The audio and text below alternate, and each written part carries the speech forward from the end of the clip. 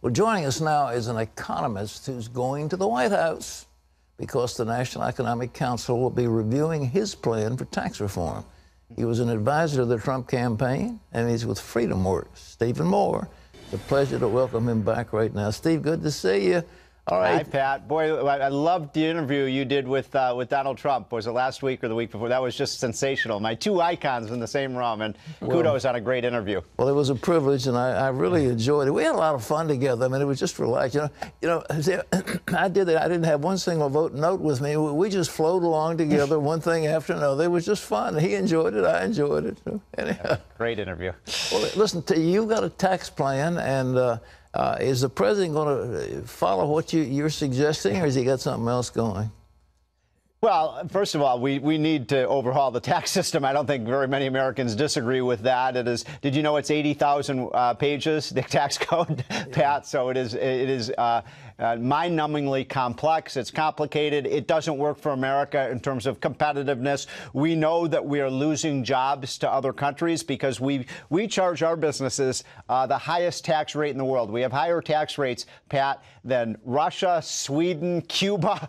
I mean, what's wrong with this picture? So we got to bring those jobs back by bringing those taxes down. And I think that can get done. But what's standing in the way right now, Pat, is that health care bill that you were just talking about. You got to get Obamacare repealed before the Republicans can move on to tax reform. Well, they're bringing up that repeal thing, and it looks like even John McCain, who's as sick as he is coming on the floor to vote. Hey, are there enough votes now to repeal the thing? I was afraid you were going to ask me that question because I don't think anybody knows. By the way, what a hero John McCain is to come back to Congress when he's just been diagnosed with cancer, to be there to vote. It shows how strongly people feel about getting rid of Obamacare and replacing it with something that will work. I mean, the stakes are so high here, Pat, politically and as a policy matter. I agreed with what the Wall Street Journal said in their editorial last week, that this is a generational defining moment for the Republican Party. As you know, they've been promising for 7 years now in every election, give us the power and we will get rid of this health care bill and give you truly affordable health care. They're struggling mightily to get to those 50 votes. They're, as my last count, they're still a couple of votes short, Pat. Well, I tell you, those ladies, the one from Maine and one from Alaska, seem to be determined to gum up the works. But I tell you, their future may be somewhat in doubt if they do it, because I think the president's going after them. Let me ask you this, Steve. I mentioned this to the president. Would you accept merely cutting taxes, or should we go for a whole reform of the tax code?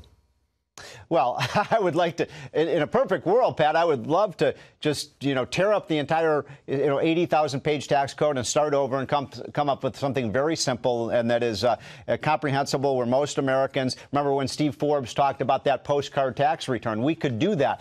I'm skeptical that can get done this year.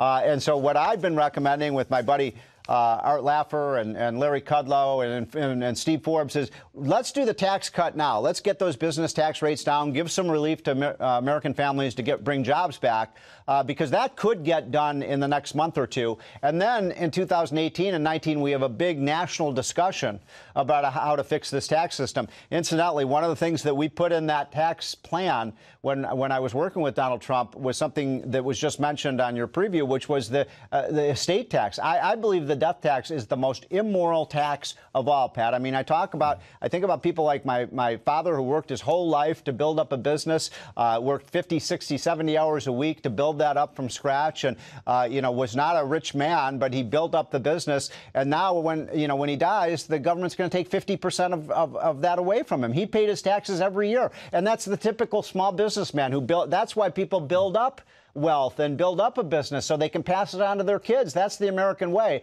The estate tax prevents that from happening.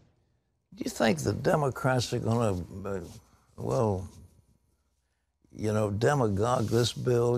It's a tax cut for the rich. Well, why will they do that? I mean, the American people need this tax cut, and this is clearly a middle class and lower income tax cut. It's a cut for every American. It's not for the rich. Is that correct? even the Congressional Budget Office, which I don't normally agree with, Pat. Yeah. I think they've been totally wrong on the Obamacare numbers. But even the Congressional Budget Office says when you cut the business taxes, the people who benefit from that, 60 to 70% of the benefits go to the workers. And that would make sense. Look, you can't have jobs without healthy businesses. And, you know, that old saying that liberals love jobs but hate employers. You can't have jobs without employers. And when I go around the country and talk to, businessmen and women who run, great companies or even small companies, I say, if you get this tax cut and you're able to keep more of what you earn, what are you going to do with it? And they say, we're going to plow it back into the business to grow the business, hire more workers, pay workers more, purchase another truck or more machinery that the workers can use to be more productive. So the business tax cut helps middle-class workers. You've got that exactly right, Pat. Well, now, our economy has been growing at an unbelievably weak 1% GDP. Yep. Right. Can this get it up to 3%, do you think, with this tax cut? I think that in combination, by the way, the growth rate last year was about 1.5%, which is barely staying out of recession. So it's very low. And historically, our historical growth rate, by the way, going back to 1900, is about 3.3%. So when you ask me, can we get 3%? Of course we can. This is America. Now, there are a lot of liberal economists who say they don't think we can grow faster than 2%. But we have to do a couple things, Pat. We have to do the tax reform. That will juice growth. And then we have to do the pro-America energy policy. You have talked about that. We can produce $150 billion more output of our natural gas and oil and coal.